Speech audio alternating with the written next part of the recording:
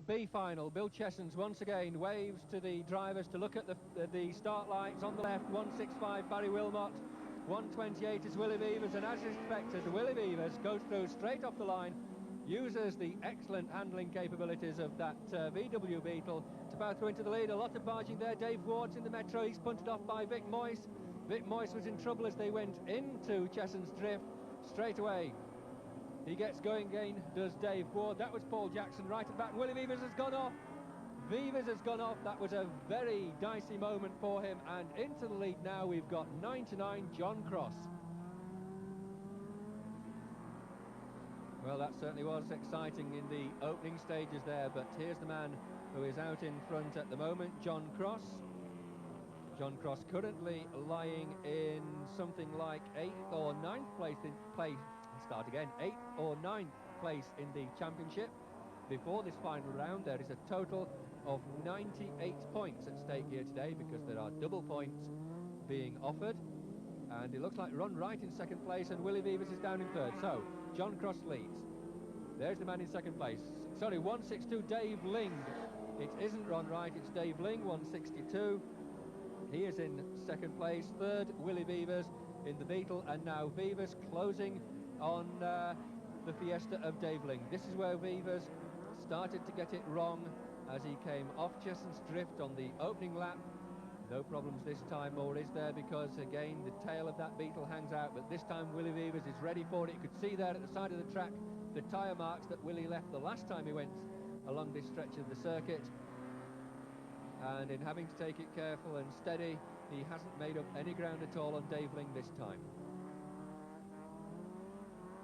And John Cross now leading down the hill towards Devil's Elbow. Quite a comfortable lead at the moment. Dave Ling in second place, Willy Veevers there in third, and John Cross here round now past Mad Bank, coming down to the chicane.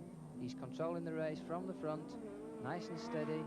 Not racing the clock anymore, remember. And somebody's gone off down at Paddock Turn. We'll see if we can pick him up at all. And I'm sure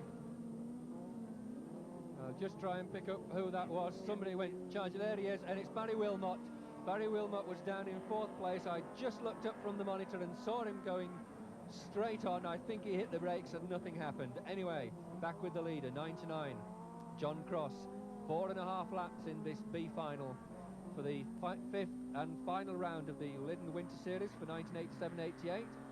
87 seems to be a long way off now, but of course this round was cancelled. It should have been held earlier in the year, but there was another Rallycross event planned for the same date, so Bill Chessens and the Astra Motor Club, who organised the event here with assistance from the British Rallycross Drivers Association and Tunbridge Wells Motor Club, decided to change the date, and wisely so, because most of the drivers would have wanted to have gone to that British Championship event. Anyway, it is the final of the Lydden Winter Series. At the moment it's led by Barry Hathaway, but here's one of the men who's after some of those 98 points that are on offer.